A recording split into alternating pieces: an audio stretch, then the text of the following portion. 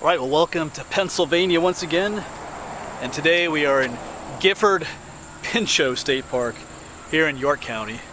Right behind me is a cool building, the old Maytown Schoolhouse it's called.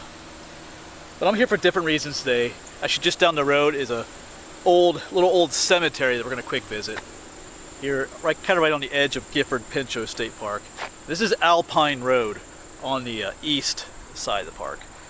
But the main reason I'm here today is because actually one of the places I teach at starts next week. Classes start next week, so school's starting already.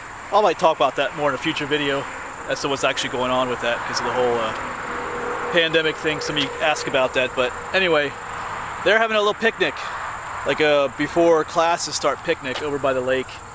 So I'm gonna stop in there for a bit. But while we're here, I'll also make some videos as well. So we're gonna stop by the cemetery, maybe do some hiking a bit today as well. Before we go down to the cemetery, let's just turn you around and take a cool look at this old schoolhouse. So there's a look at the schoolhouse. Cool old stone building, one of those old one-room schoolhouses. There's an air conditioner in there. That's a more of a modern addition, obviously. Cool to get up in there, a little attic space up there. But like I said, this is Alpine Road, and actually right out there is Route 177. It's kind of at the corner of those two. But the cemetery is down this way. I'm not sure if this school has anything to do with that cemetery, or if this was a church at one time as well. But I don't know, we'll see. Yeah, there's a sign for it. The Maytown Schoolhouse. Right there. So we're gonna hop back in my girl and head. Cemetery should be just down this way, if I'm correct. Yeah, so the cemetery should just be down the road here on the right. Might as well take you with me as we drive down here. Looks like there's a place to pull off when I was looking at Google Maps. Actually, this might be it up here. I think we are at the spot. I see a little pull off up here. Cemetery? Oh, yep, here it is. Turn signal. Right here's the cemetery. See a stone wall. Alright, cool. Yeah, so here we go. This road's a little bit busier than I thought it would be, but just something we gotta deal with. But there's more in here than I thought there would be, because that looks like a cool one right there. When I was reading about this last night, it said there are some older ones in here. Oh yeah, because look, out there, there's a bunch that they're just those field stones. They don't even have dates on them or anything. I'm gonna take a quick few of pictures here and then we'll head on inside. This has a really cool feel to it, minus the road behind us, but it'd be awesome if this was like in the middle of the woods somewhere. But we'll take what we can get. Alright, let me take a few pictures. Alright, time to head inside. There's a gate here. It opens right up.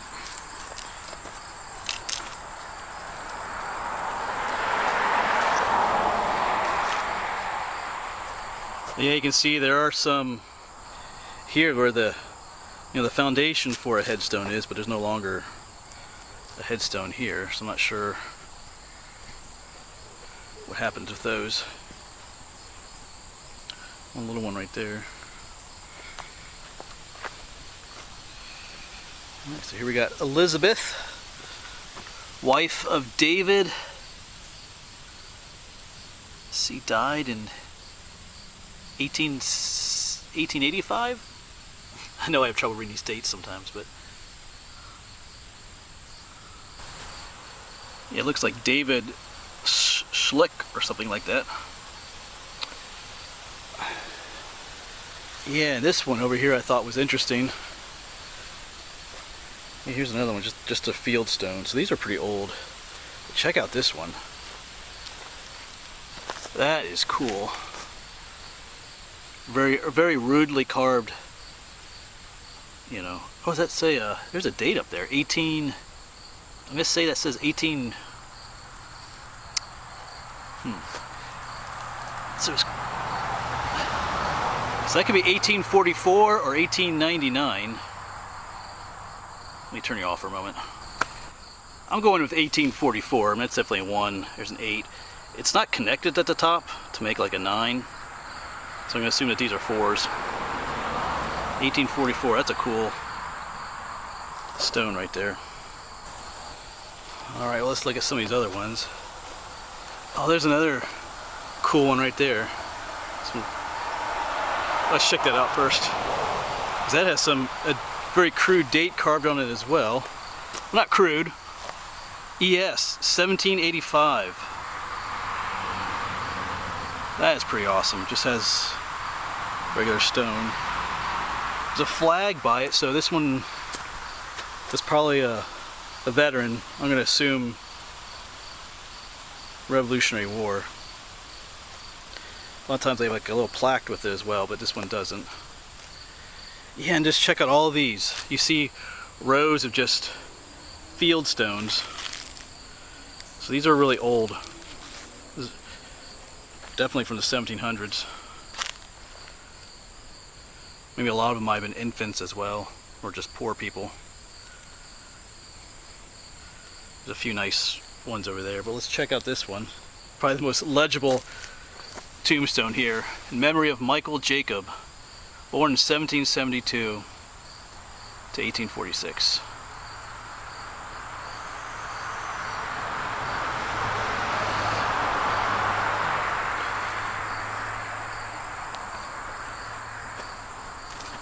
Yeah, so these older ones just don't have any writing on them at all. Here's one. In memory of Jacob Sticky. Just looking for a year on here. Oh, 1796 I see on there. It's probably when he was born.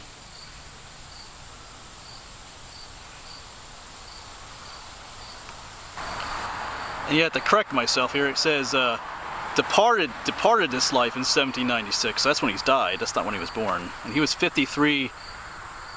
Yeah, 53 years old. So that's an early one. So he was born. Yeah. You can do the math in your head there. Yeah, so if I did the math correctly in my head, he would have been born, what, 1743? Roughly? Hopefully I didn't mess up on camera with that. I like math, I just can't do it real quick in my head. I had a student once that was like a human calculator. He would actually get the answer math-wise before I even figured out the answer on the calculator. I'm not just talking about like simple addition, like 2 + 2. I'm talking like multiplying, dividing multiple numbers together. He could just do it in his head, and because and it was cool, but it was kind of annoying sometimes too. But anyway, Jake, that's what his name was, Jake Ritchie. Anyway, just reminded me of that. Let's look at a few more of these. Alright, so there was that last one we were looking at. Got one right behind the tree here. I'm surprised they haven't removed this tree yet. Yeah, it looks like that one does have writing on, but that's pretty worn off. They have a flag there, so I'm guessing he's a veteran. And they just have like the little tiniest stones. I bet that was an infant back there. I think we should be able to read this one. In memory of Mary Benders, I believe, who departed this life 1842. Probably the last readable one here. Well, that's debatable.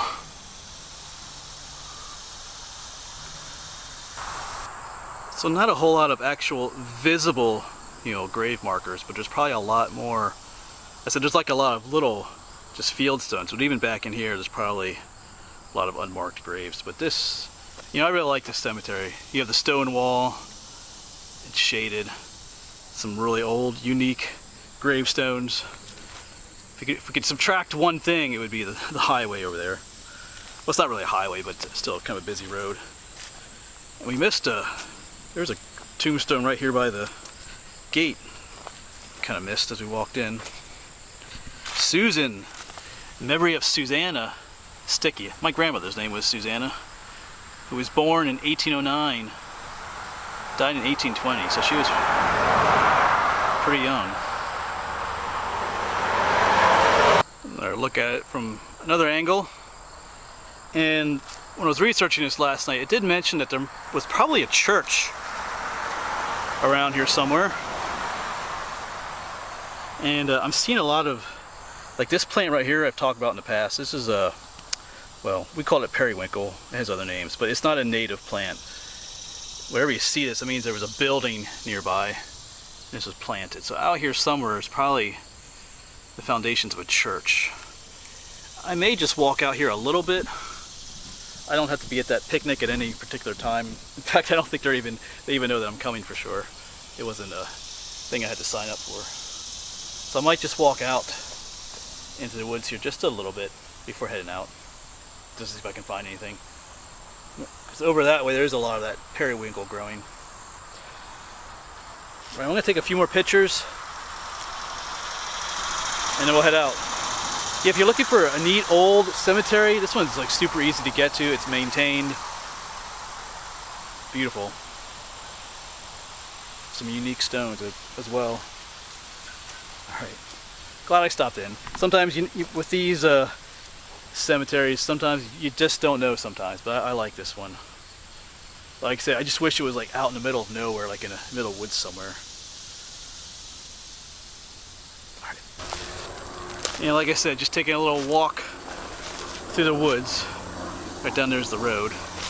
See, the whole forest floor is carpeted with that plant here, so it makes me think that there should be a foundation back here. Yeah, look at this. There had to be a building back here.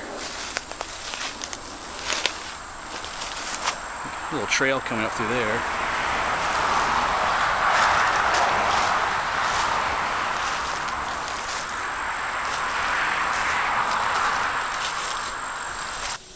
That might be shaded out, but there is like a whole line of stones along here, like a pile of stones. Almost like there was another stone wall here at one point.